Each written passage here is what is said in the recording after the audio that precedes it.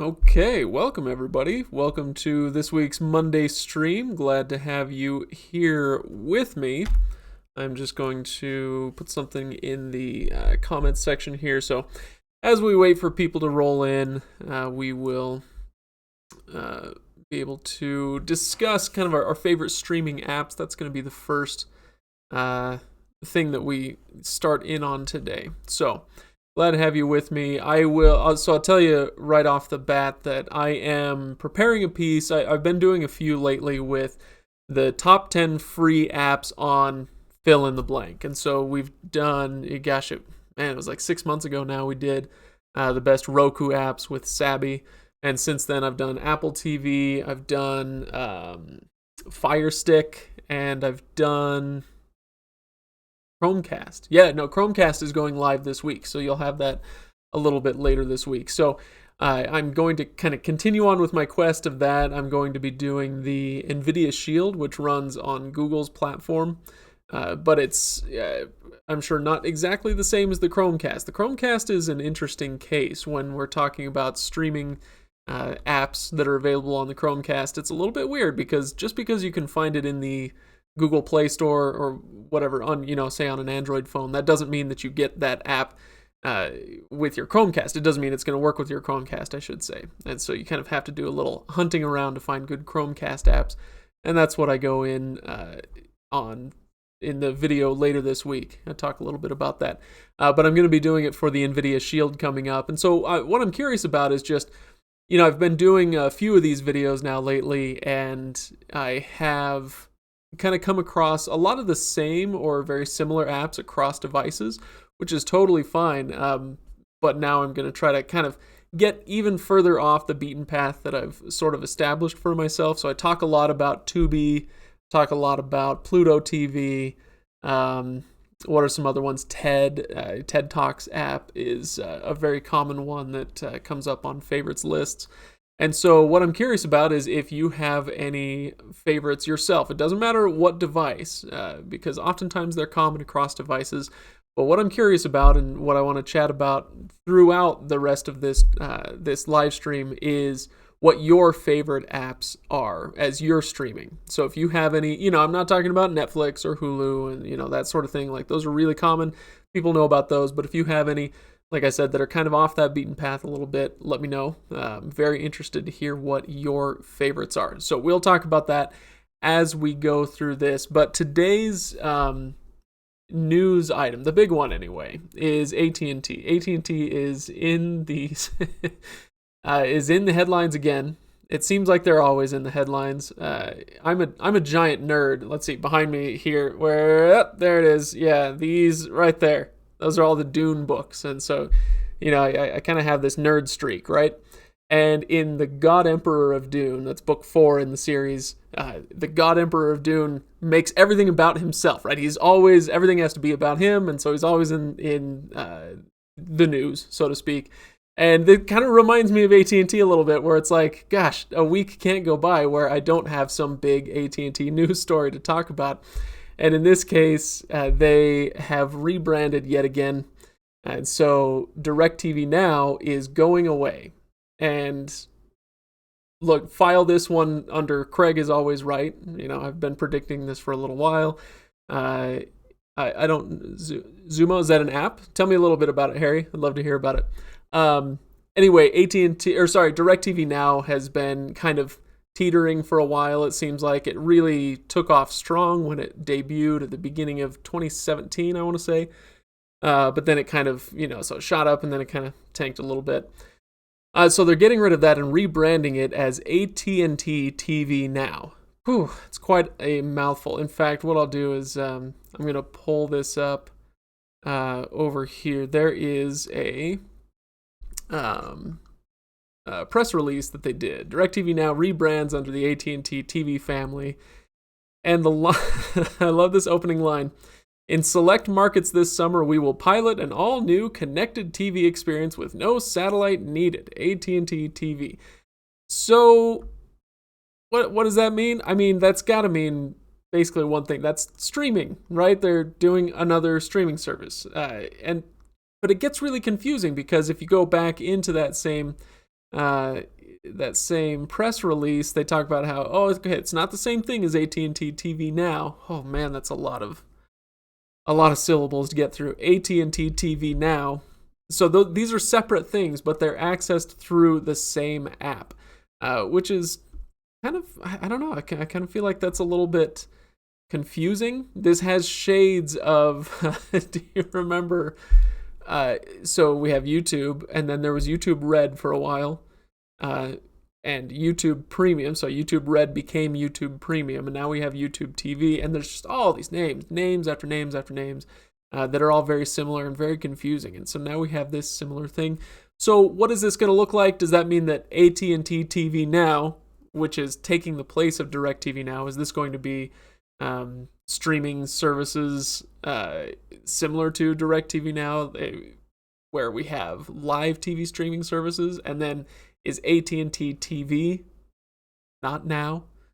Is that going to be on-demand streaming services? I don't know. Nobody knows exactly what it's going to look like. But eventually, and this isn't happening today, but let's go back over here as we roll out the new experience later this summer. So sometime in the next month or two, we assume current DirecTV Now customers will see a new name, AT&T TV Now, appear on their screen. This isn't going to affect too much. It's as far as the day-to-day, what they're saying is that it's not going to affect a DirecTV Now subscriber, but you will have to click on the terms of service. They're going to renew the terms of service so that it says AT&T TV Now. Anyway, we'll get back to that in just a second. Let me catch up on the comments here. Is it Zumo? Is that how I say that? I'm not entirely sure. It's a lot like Pluto TV. Well, that's good. I really like Pluto TV. At least the concept of it. I'm a post-commercials kind of guy, and so I don't watch a ton of it because I do try to avoid commercials as much as I reasonably can. But it is awesome as far as, if you want free content, Pluto TV is great. So if it's like that, then that's awesome. Thank you for that tip. I will check out Zumo.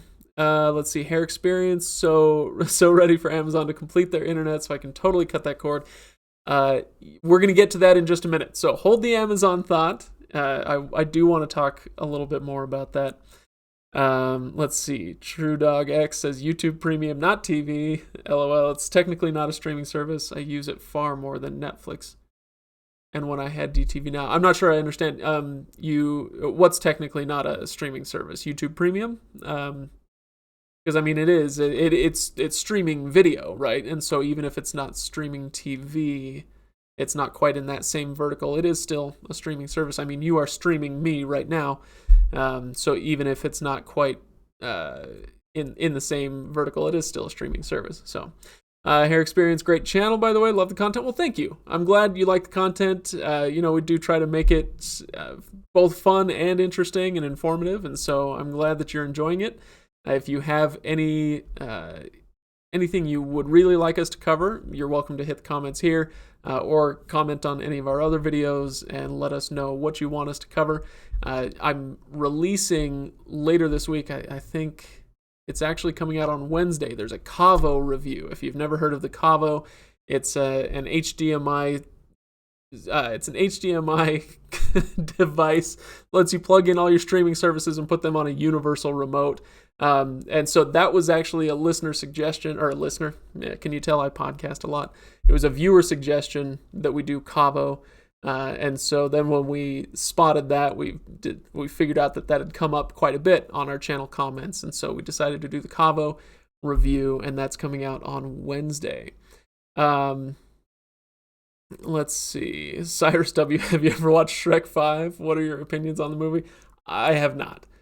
I think I saw the second Shrek movie, but it's hazy. That's I do know a guy. I'm acquaintances with a guy who runs a podcast that's about nothing but Shrek and the entire Shrek franchise, which I think is amazing. It's been going for like 3 years, so apparently there's a lot of Shrek love out there. I'm not somebody who shares in that necessarily, but I like the first one. Okay, the Johnny Walker Show says, so wait a minute, so what about their other service, AT&T Watch TV? This is what I'm talking about. It's so confusing. Was this AT&T Watch TV, was that the mobile one that lets you watch TV on the go if you're an AT&T mobile subscriber? Ugh, yeah, it's so confusing.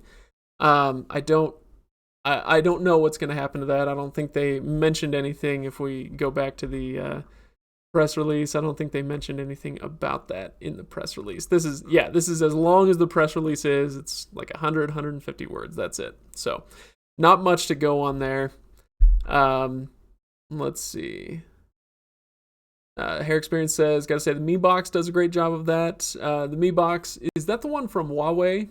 I've seen tell of that, but I haven't plugged one in yet and used it. So is that something that you use? I would be interested to hear about your experience with it. I will give you a little preview of what I thought of the Cavo. I talked about this last week actually in our live chat and how I couldn't get the Cavo to work. Well, the next day I did a big reset, factory reset of all my devices and my wireless network. Factory reset everything. And as soon as I did that, the Cavo worked beautifully. It did exactly what it was supposed to do. The setup went flawlessly. It was great. But then I ended up, what I noticed was that there wasn't a lot of point to it. I was really interested in the idea of a universal remote for all my devices, but I found that, I'm not sure that I would get much use out of it. I could see some kind of extreme cases where somebody would get some use out of it, but for a run-of-the-mill cord cutter, I am not sure that it would do a lot of good. Most people are using a single device per TV, and so they're not trying to juggle a ton of remotes between streaming devices.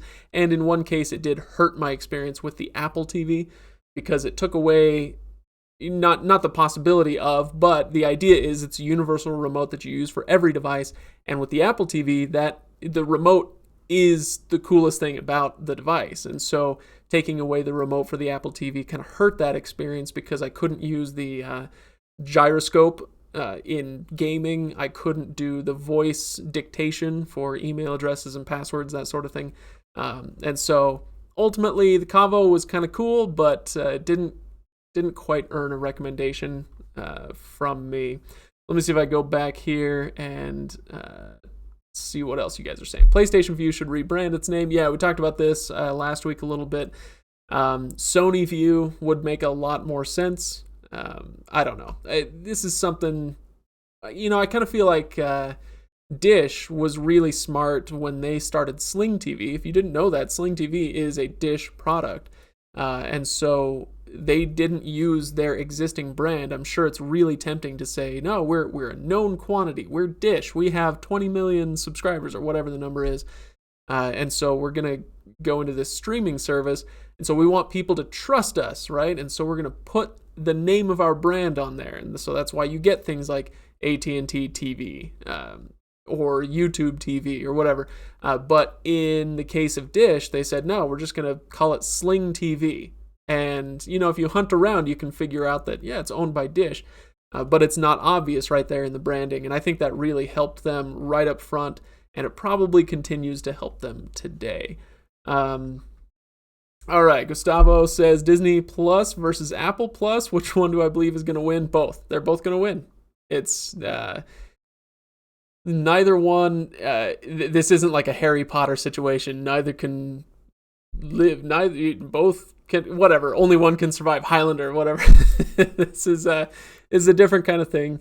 And so I don't see that being a problem. They can coexist perfectly well together.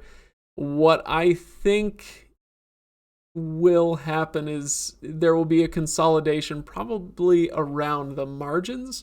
So some of and this happens in every industry as it matures, so this is not abnormal, but there will always be kind of boutique or niche products way off to the side that are really small providers that serve a really small audience really well. But the kind of medium-sized things will end up getting swallowed up in the streaming wars to come. This is just my prediction. I don't have a crystal ball or anything, but I could see something like, oh shoot, what's the one I'm thinking of? I mean, you could see this happen with Fubo, maybe something like that. Fubo is it targets a niche, but it also tries to kind of expand and be be everything for people. And so it's not just sports content, that's their niche, but they also have all these other live channels. And so I think they will either jettison the extra stuff and just be about sports, or they'll get gobbled up by some other streaming provider. Who knows? So let's see. Harry, AT&T, so simple to spell yet so complicated to do business with. Leonard, what was the app that allowed me to spoof or hide the IP address on Fire Stick? That one I don't know. And when we get, unless you're talking about, you're just talking about using what's the word for it? Somebody help me out. Some reason my brain is kind of crapping out on me. No. Well, now I've lost the name of it. Yes, that's right, Adam. There can be only one. What am I trying to think of that allows you to mask your IP address? A VPN. Thank you, McNair. A VPN. So the big one out there is ExpressVPN. And you'll see this advertised on podcasts and whatnot. So their name is out there quite a lot. ExpressVPN. There are 1,000 of them out there. You can choose your favorite, but that's a really popular one. So ExpressVPN, but the thing about those are kind of tricky because it's hard for us as a channel to go out and recommend that everybody get a VPN for this or that reason, because honestly, a lot of times what they're being used for, not that I would know anything about this, but a lot of times what they're being used for is skirting, terms of service with different streaming services and whatnot. There are a lot of legitimate, especially security reasons to get one. If you do, that's why I would recommend that you get a VPN, is for security reasons, not necessarily for masking your IP address for the purpose of getting around certain streaming services terms of service.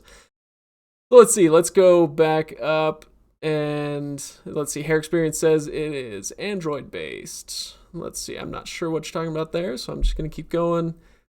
Chris Chan just got on. Anything new with Fox Regional Sports? Haven't heard anything new on that one. I will kind of keep an eye out. I've got a Google alert for that set up, but that was set up only about 48 hours ago. So if I missed something between those 2 days, then it's possible that something went on, but I haven't heard anything yet. I should look into that though. TrueDogX. Let's see. No, we're gonna skip that. Is Amazon having internet broadband services as well? Okay, well, you know what? Maybe we should just dive into the Amazon thing now, because it sounds like that is a couple of people have brought this up. So yeah, let's get into it.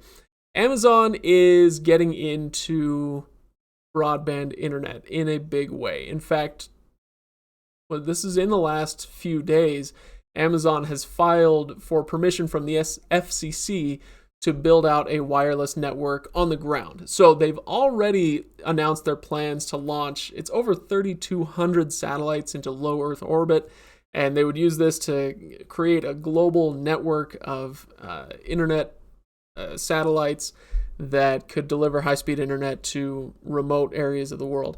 Fun fact for you, satellite internet right now, everybody who has it hates it, and it sucks, it's unreliable and whatnot. According to this talk that was being given by, I can't remember if it was the Amazon CEO, Lord Bezos, praise be upon his name, or if it was somebody else, but they were talking about how right now, with the geostationary satellites that are way up, 33,000 miles or whatever it is, they cover the entire world, but their signal is best at the poles. So if you live in the North Pole or the South Pole, you get great internet from Usenet or whatever. I don't really understand that, but I thought that was an interesting tidbit from an article I was reading about it.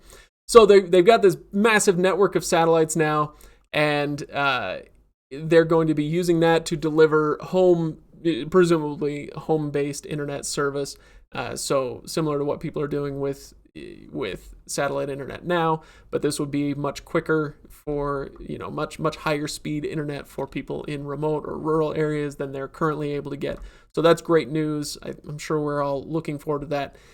But now they've filed for permission from the FCC to do a network on the ground, a wireless network. And so what they've asked for, it would be a 3.5 gigahertz. It would be on the 3.5 gigahertz band. Man, I can't talk today.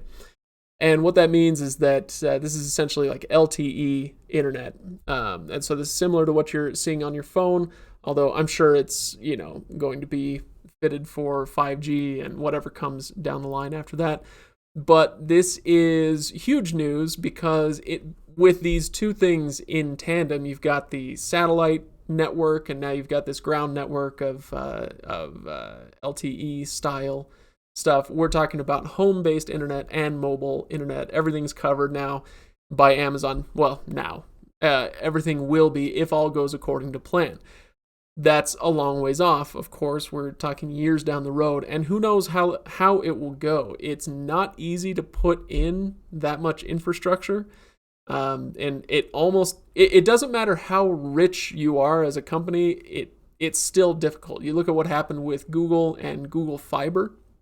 Google Fiber is great and wonderful, and everybody who got it loves it. But they ended up canceling plans in a lot of cities because it's just too costly and difficult to lay the wire and all that stuff. So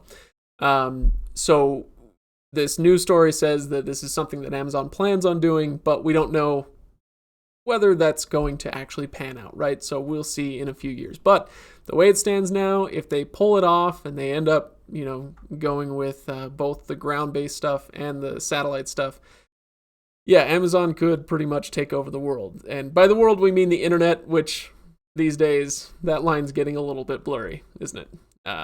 All right, so let's go back. Gary, hi Craig, do you have any idea if Altitude Sports is going to have a streaming channel? They carry the Nuggets games. I have no idea. That's a great question. Which is interesting because I'm in the same market. I'm in the Salt Lake City market, which unfortunately kind of piggybacks on a lot of Denver stuff, but the one great major sports team that we've got is the Jazz, and so we don't get Altitude Sports for Nuggets games because we're in the Jazz market. So I don't know. I haven't heard about that, but hey, you know what? Why don't we go check it out? Altitude Sports. Let's see, streaming app. We're looking for a streaming app. Let's see what happens if we just Google that. Altitude Now. So it's possible, I suppose. Can you stream Altitude Sports? So go check out Altitude Now. I wonder what devices that's available on. So if we go check that out, I wonder if we can quickly see that. It's a good question. And this is a lot of times when I get little questions like this, whether it's here in the chat or elsewhere, this is essentially all I do is I just go check and see if they're doing something. A quick Google search will often tell us. So hopefully that will get you started, Gary, if you want to go check that out and see where that Altitude Sports app is available. All right, so Leonard, I have view but want to hide my location. Okay, we talked about the VPN. Torgard, Nurki says, Torgard has been a great VPN. That's good. Okay, always good recommendations. I like getting those. Okay, TrueDogX wants to get back to AT&T. I really believe AT&T needs to narrow one standard TV and one cost-effective streaming service. It would be much more simplified and cater to a wider variety of audiences and be far less confusing. Okay, needs to be narrowed down to one standard TV. Okay, so this is interesting because AT&T owns DirecTV, obviously. And they have announced, I talked about this last week as well. AT&T has said, we have launched our last satellite. That doesn't mean that DirecTV is going away, but it does mean that eventually it's going away. So we don't know exactly when that's going to happen, but they are pivoting towards streaming. And so when you say, I believe AT&T needs to narrow down to one standard TV and one cost-effective streaming service, yeah, that'd be great. But I would actually say it would be even better if you could just have one really effective, really nice streaming service. Or let me put it this way: I'm fine with them having multiple streaming services as long as the lines between them are all very clear. And so if they want to have AT&T TV Now, horrible name as far as I'm concerned, but that's fine. The idea, at least in my mind, would be this is kind of a full service, one-stop shop. This is the TV as you're kind of used to it. Streaming, but it's live TV. You can watch all the channels you're used to, and that's fine. And then HBO Max, it's going to be HBO Max. That would be your on-demand Netflix competitor, right? And then if they wanted to do one that was like AT&T Sports, or if they want to do AT&T Movies or something, they could do these different streaming services, and I'd be fine with it as long as the lines are clear. Part of the problem that I have with this AT&T TV thing is that we don't know what AT&T TV is going to be versus AT&T TV Now. And one day I'm going to figure out a good way to say all these things without breaking my syllable meter. Anyway, so let's see. All right, Paul. I know a lot of people don't care for AT&T, but let's keep it PG-13. Oh, or PG, I don't know. But I know what you mean. Let's see. Harry, let's project in Georgia called Air Gig that runs off electrical infrastructure. AT&T is involved with that. I haven't heard of that. So if you want to enlighten me, that sounds great. Gary says the trouble with that is they have an app, but you have to have a cable subscription. Yeah, and so that... Oh, are you talking about... I'm sorry, we're going back to the Nuggets games, Altitude Sports. Yeah, a lot of times that's the case, especially with sports. It gets difficult because... with sports, it's difficult because there are a lot of long-term contracts in place, and so especially with local providers. And so, for instance, I'm a big Seattle Mariners fan, and they have a contract to run their games on Root Sports. And they can't just break that away right away and say, okay, we're going to have a Root Sports app and do this, because they have their contracts in place with local TV channels, or whatever the case is. They have their contracts in place that they can't just quit. But as those contracts expire, I think we'll see some different regimes being set up. The first one to go will be ESPN. They already have ESPN Plus, and so that's kind of the vanguard of what kind of a mass sports streaming network will look like. It won't always be $5 a month, especially if they start adding their regular feeds, Sports Center and college football, college basketball, that sort of thing. So yeah, we'll see what happens with all of that. All right, Harry says, internet service. So Air Gig is internet service, runs off electrical infrastructure. Okay, that could be interesting. I wonder, I'd be interested to see if and how they pull that off. And whether that interferes one way or the other, with that being on the electrical infrastructure. The one problem I see with that right off the top of my head is that if you're running off the electrical infrastructure, power outage knocks that out. Now, that's the case with most things right now, but you take the old phone service when we all had landlines. If the power went out, you could still use your phone, and theoretically, if you could power a device, if you have a phone on battery power during a power outage, and you can receive a satellite signal, then you can still, get that signal that way. So if it's all running through the electrical, I'm just spitballing. I wonder how that will go. That'll be interesting. Gustavo says, top 5 HD antennas versus the metal spoon was an amazing video. Are you still using the spoon? I'm at a different desk. I'm at home right now. I'm not at the office. The spoon is in my desk at the office. Here, I'll see if I can tilt this around. Oh yeah, this TV right here behind me is where I do a lot of my testing, and I went to plug the spoon into that, but the coax jack is kind of facing up and down, and so it would just fall out. And so I've got to, if I want to use the spoon, I've got to figure out a way to tape it up there. But I love that spoon video. If any of you haven't seen that, go check out. Just type in the top 5 HD antennas, and you'll find this video that I did a few months ago, and it was a lot of fun. We put them up versus a metal spoon, and the metal spoon did pretty well. So let's see. Paul, YouTube TV, Sling TV, Hulu TV, which do you prefer? Inquiring minds want to know. I'm going to leave that last part off. So, which one do I prefer? For my money, this is difficult. Sling TV always has a soft spot in my heart, and always will, as long as they create a space like they have done so far for cheap streaming live TV. Now, a lot of people say, well, hang on, there's all these add-ons. I feel like I'm Dick Nixon right now. There's all these add-ons, and you have to get the orange plus blue, and so you end up paying just as much anyway. And that's true. I get it. It's totally accurate. However, my only rejoinder to that would be that you don't, with Sling TV, at the very least, you have the option to not pay a ton of money.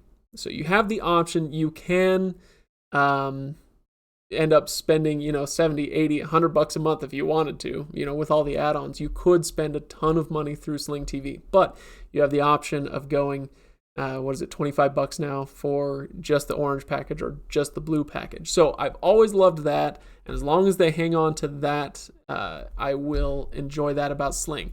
That being said, best value right now might be Hulu with live TV, simply because for the price, for what you're getting, you get the live TV that you're looking for, plus you get Hulu.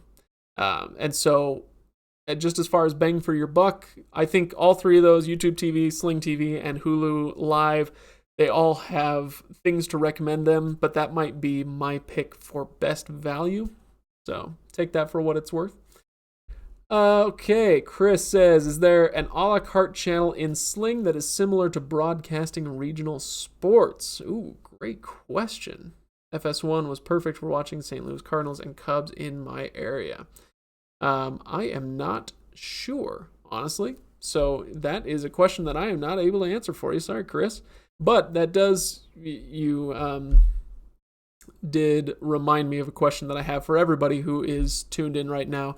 I started this video with only a few people tuned in with a question, and I want to bring that question up again for all of you. Hit the live chat and let me know what your favorite streaming channels are, your favorite streaming apps. So I don't care what device it's on. It could be on your Apple TV, your Roku, your Fire TV, whatever the case may be. Let me know what your favorite streaming apps are. The only rule is I want you to get off the beaten path a little bit. So no Netflix, no Hulu, no Amazon Prime.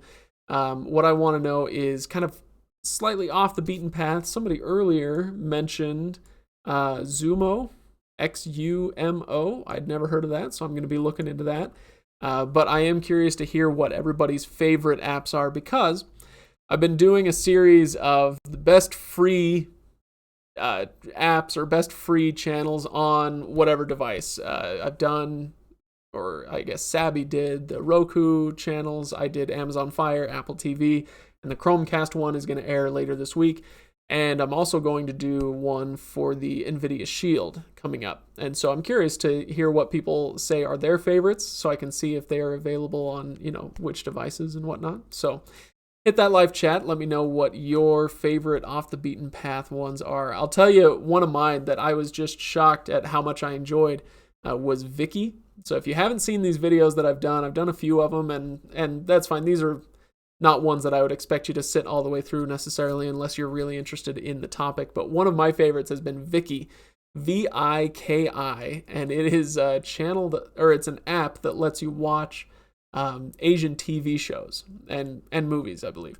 But they are lovingly subtitled by adoring fans here in the US or in other English-speaking countries, I suppose. And then they're broadcast on Viki.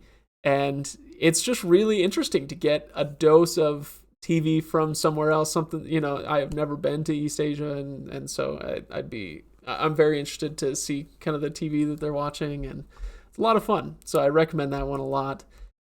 Let's see. Brandon says Pluto TV. Yep, I've talked about Pluto on all of the versions of this video that I've done, the top 10 free whatever channels. So Pluto TV is definitely one. Paul, Amazon Prime, Hulu with no commercials, all you need. Oh, okay, kind of going back to that last topic. I have those plus Netflix, so hard to give up my Netflix and HBO Now. George Jackson, Mobdro? I am not familiar. Enlighten me. You know what? I'm gonna look this up. How do I spell this? Mobdro. What is that? All the web's free video streams on your Android device. So, oh, that's interesting. It's great. I'm just looking it up over here on my other browser. So if you're curious of what I'm looking at, that's what it is. So, okay, that's a good suggestion. I'll look into that and see if I want to include that. Thank you very much, George. Okay, let's see what else. Area 51, $47 every 6 months, IPTV. Let's see. Okay, so Area 51, let's look into that one. Although now if I type in Area 51, there's all these news stories now about people wanting to storm Area 51. It's one of those goofy internet memes going on right now. Let's see what this is. I will look into Area 51. Okay, let's see if that's something that we want to talk about. As long as it's on the up and up. I always want to check these and make sure that they're not, of questionable legal merit. And so you can let me know what the case is there if you'd like. So thanks for the suggestions. If you have any others, as this live stream goes, and as we're going to be wrapping up here in just a minute, but you're welcome to put those in the live stream feed or comment after we're done, and I'll be happy to get your suggestions for that video. So I think I'm just checking my notes here. I think we've covered everything that I wanted to cover. I will say we talked about AT&T TV and AT&T TV Now. And for these, one interesting thing that you'll need to know at some point if you subscribe to either of these services is that they're all going to run, or both of these are going to run through the same app. And whichever service you're signed up for will determine what content you get on that app. So as if it weren't confusing enough, it's all going to go through the same app. I don't understand how this is going to work, but I guess we'll see. So let me know if you guys have any other questions. I'll give this stream another 60 seconds or so. You can get in your last questions there on the chat. And let's see, Gary says Movies Anywhere, American Heroes Channel, and Travel Channel app. Okay, those are great ones. Thank you for those suggestions. PC, what do you think about Sling TV and their huge drop in stock as well as dropping channels lately? Seems like they're having a huge problem with blackouts.